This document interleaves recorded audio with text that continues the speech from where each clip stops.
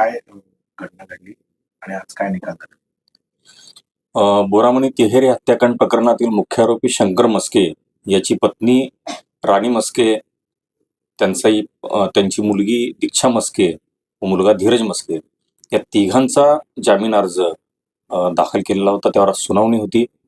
या तिघांविरुद्ध व इतर दोन सूरज मोरे व सचिन वाघमारे या 5 जणांविरुद्ध त्यांनी गुन्हा करताना शंकर मस्क्यास मदत केली अशी फिर्याद दिलीप चांदोरे या फिर्यादीने दाखल केलेली होती.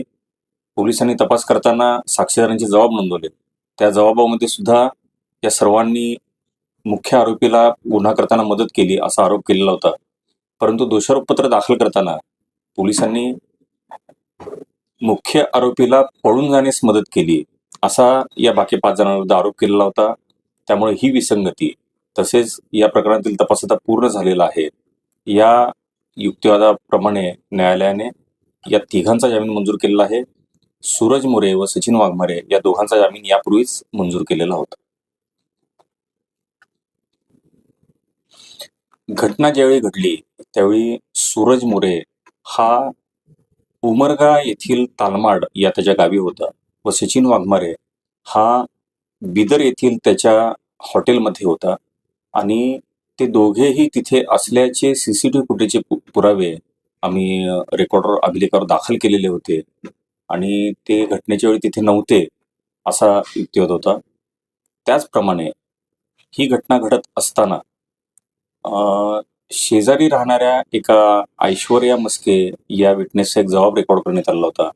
त्यांच्या जबाबातून सुद्धा या 5ही जणांची इन्व्हॉल्वमेंट त्या घटनेमध्ये नाही असं दिसून येत होतं.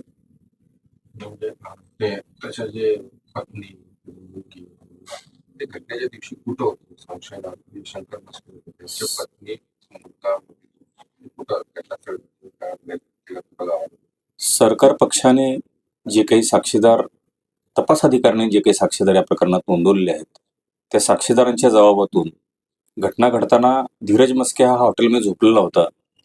दीक्षा मस्के शेजारच्याच घरामध्ये त्याच्या बहिणीसोबत अभ्यास करत बसलेली होती. जेव्हा त्यांना आवाज आला तेव्हा त्यांनी माहिती घेण्याचा प्रयत्न केला व फोन करून धीरज मस्केला बोलावून घेतलं.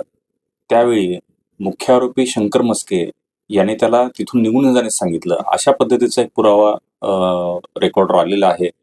त्यामुळं या सगळ्यांचा त्या घटनेमध्ये प्रत्यक्ष सहभाग नव्हता असं स्वप्नदर्शन दिसून येत होतं. एकूण किती आरोपी होते? किती आरोपी जामीन?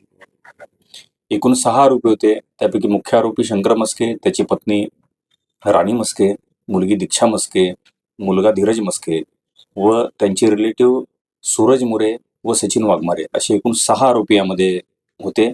त्यापैकी 5 आरोपींचा जामीन आता मंजूर झालेला आहे. त्यापैकी 2 यापूर्वीच बाहेर आलेले आहेत. आता फक्त शंकर मस्के हा सध्या कारागृहात आहे.